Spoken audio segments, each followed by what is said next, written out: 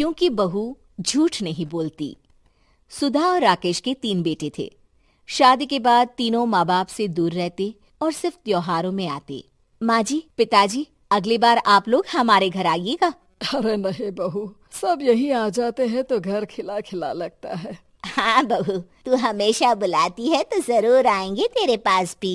हाँ हाँ, दीदी का घर बड़ा जो है, सब कुछ आपने शादी के बाद दीदी को ही तो दे दिया था। हमें भी दिया होता तो हम भी बड़ा घर लेते। क्यों सुनील? अरे नहीं नहीं, पापा ने सबको एक बराबर ही दिया है। छोटी बहू, क्या चाहिए तुम्हें, बोलो। वो आपके सोने की चेन वाली घड़ी है ना, वो अगर आप मुझे, तभी वहाँ मजली बहू भी आ जाती है। और मुझे ना आपका मंगलसूत्र कितना लंबा, सुंदर और भारी भी है। अरे हाँ हाँ, तुम दोनों को ही दूंगी बहू, चिंता ना करो। चलो अब खाना लगाओ, खाना खाया जाए। सभी मिलकर खाना खाते हैं कि पड़ोसन आ जाती है। अरे सुधा बहन, थोड़ी चीनी तो देना, घर में शक्कर नहीं है और मेहमान सर पर बैठे हैं। अरे छोटी बहू, चाची को शक्कर तो दे दो। अरे मजली दीदी, आप दे दीजिए ना, मैं यहाँ कम आती हूँ तो मुझे पता ही नहीं है कि सासू माँ सारी चीजें कहाँ रखती है। और तुम, मैं कौन सा यहाँ रोज शक्कर फाँकने के लिए आती हूँ, मुझे भी नहीं है पता। तभी बड़ी बहू हाथ में चीनी की कटोरी लेकर आती है। चाची, शक्कर आप लोगों का बड़ा सहारा है माँ जी और पिताजी को, वरना हम लोग तो यहाँ रहते ही नहीं। आप जैसे पड़ोसी हैं तो हम निश्चिंत है। और जीती रहे बहू, अब तो ये घर पड़ोस कम परिवार ज्यादा लगता है। सुधा अपनी बड़ी बहू को देखकर बहुत खुश रहा करती थी। वो उससे अक्सर घंटों बात भी किया करती, लेकिन दोनों दूसरी बहुओं का भी वो समझती थी कि शायद छोटी है, वक्त आने पर संभल जाएंगी। समय आ जाता है जब सभी को वापस जाना होता है।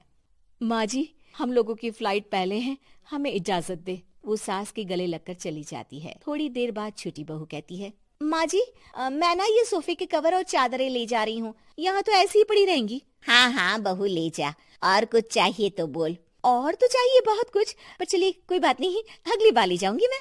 ऐसे ही मंजली बहू भी घर का बहुत सारा सामान ले जाती है। सभी के जाने के बाद सुधा राकेश से कहती है, घर कितना सूना लग रहा है ना। हाँ, और खाली भी। तुम्हारी दोनों बहुएं सब बटोर गई।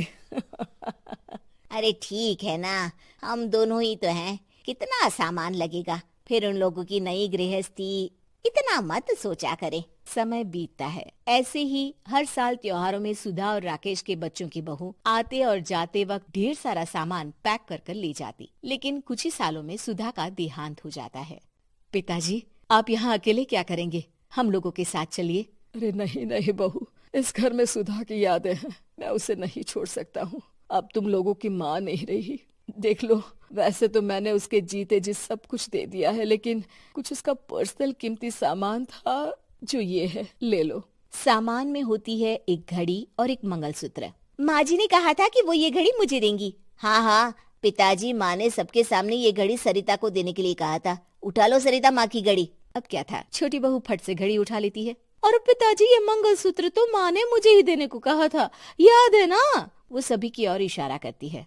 तू भी ले ले ये हार बेटा, कोई बात नहीं। मंजली फटाक से हार उठा लेती है।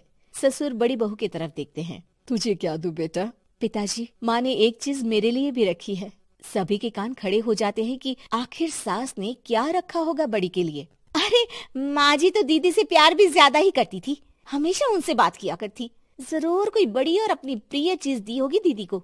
और देख लेते हैं ना, वरना तो हम भी बराबर का बंटवारा करेंगे। हाँ हाँ, कर लेना बंटवारा। लेकिन बड़ी बहू, बताओ तो, सुधा ने क्या रखा है तुम्हारे लिए?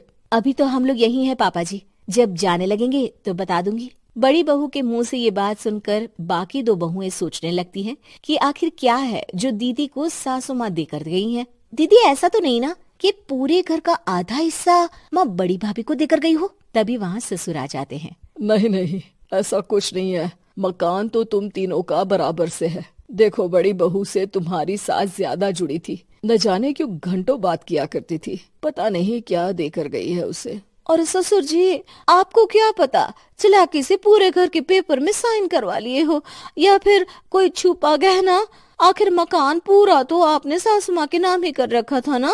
अब घर में ये सस्पेंस बन जाता है कि आखिर बड़ी बहू क्या लेकर जाएगी। फिर वो दिन भी आ जाता है जब बड़ी बहू के जाने का समय हो जाता है। बेटा, परसों तुम चली जाओगी, बताया नहीं, माँ ने तुम्हें क्या दिया?